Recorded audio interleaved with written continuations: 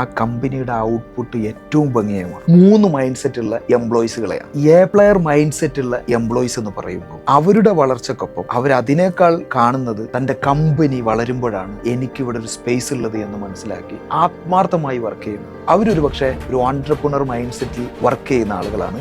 അവരെ കൊണ്ടായിരിക്കും കമ്പനിക്ക് ഏറ്റവും കൂടുതൽ ബെനിഫിറ്റ് ഉണ്ട്.